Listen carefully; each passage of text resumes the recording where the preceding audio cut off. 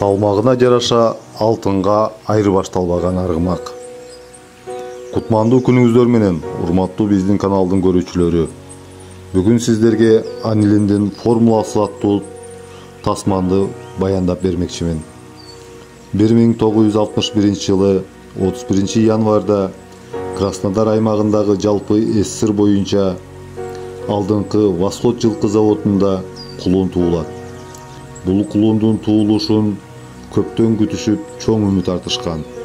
Себеби бул кулундун ата теги Европанын Англия, Франция, Германия мамлекеттериндеги белгилүү атак даңктуу күлүк жылкылар болгон. Атасы Элемент деген торайгыр, энеси Аналогичная деген жерде түстөгү бие болгон. Экөө тең ат жарыштарга чабылып, байгелүү орундарды алып жүргөн аргымактардан болушкан.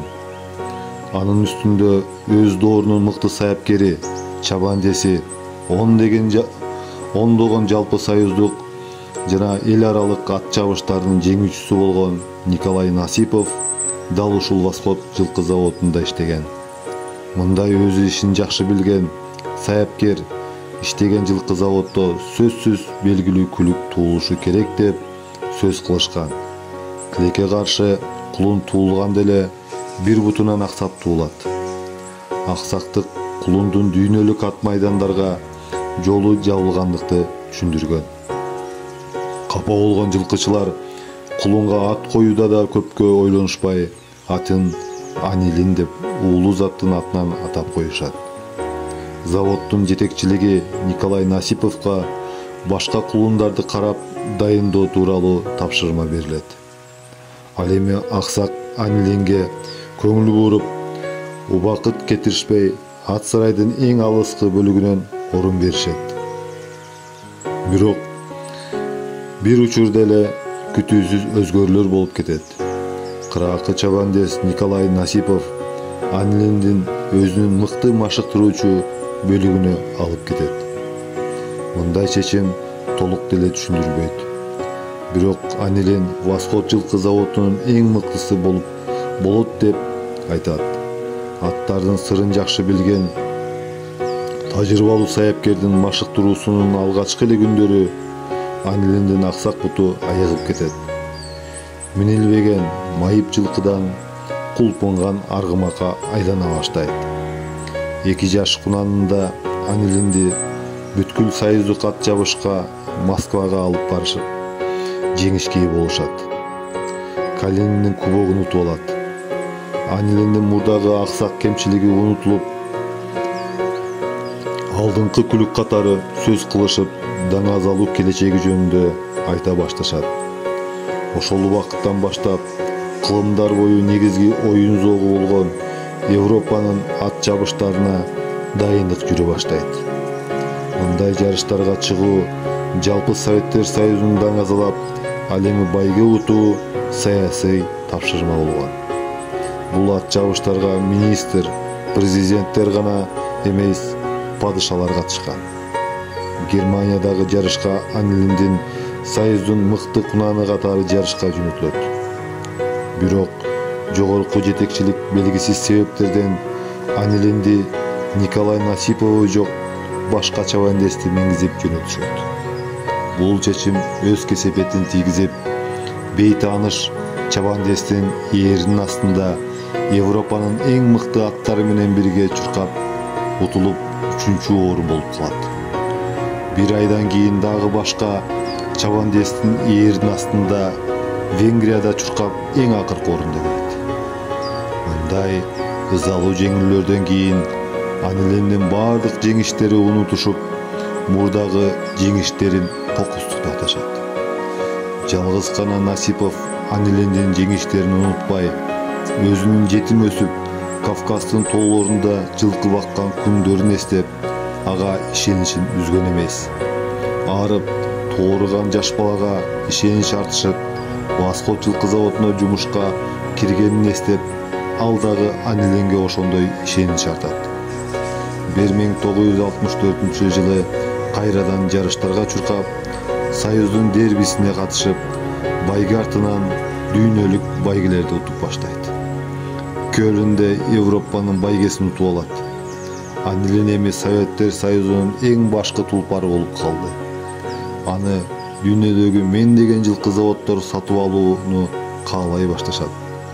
Анилен канча салмакта болсо, ошончо алтынга айры баштайбыз деп сураган деп айын кептер айтылат.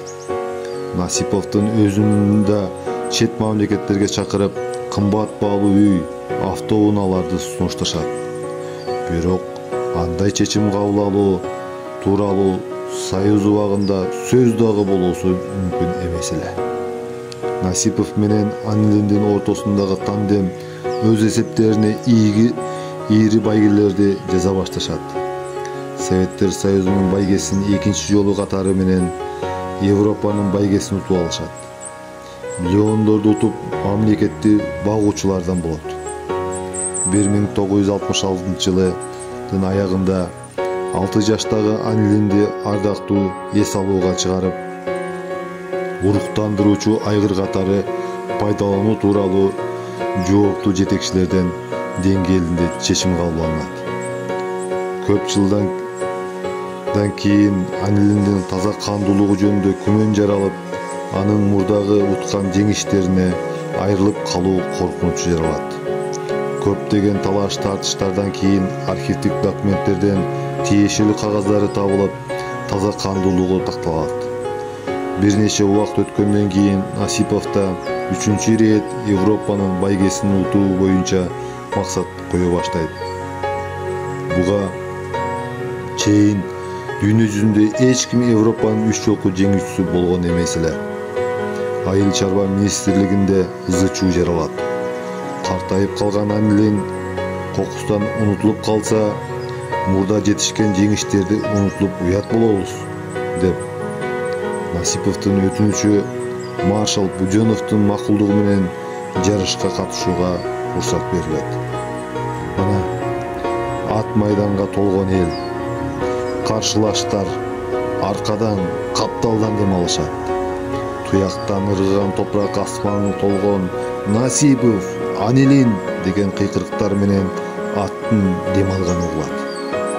Мына түз маарага жалгыз чыктык. Мына жеңишке жеттик. Бул алардын акыркы жеңиши болду. Алар спорт дүйнөсүнөн жеңилгис болуп кетишти. Алардын 3 жолку Европанын жеңишин аларга чейин, алардан кийин да эч ким кайталай алган жок. Анилен 13 жашында жылкычынын кайдыгерлигинен чириген чөп жеп өлүп калат. Насипов Аниленди сактап кала албады. Ал эми Николай Насипов өмүрүнүн аягына чейин Восход заводунда иштеп, саяпкер катары ондогон байгелерди утуп, 1996-жылы кайтыш болот. Урматтуу көрүүчүлөр, ушунун менен баяндамабызды аяктайбыз. Комментарийде ой пикирлериңиздерди калтырып, башка дагы кайсыл кызыктуу видео тасмаларды баяндап берүүмдү кааласаңыздар, өз пикирлериңиздерди жаза кетиңиздер.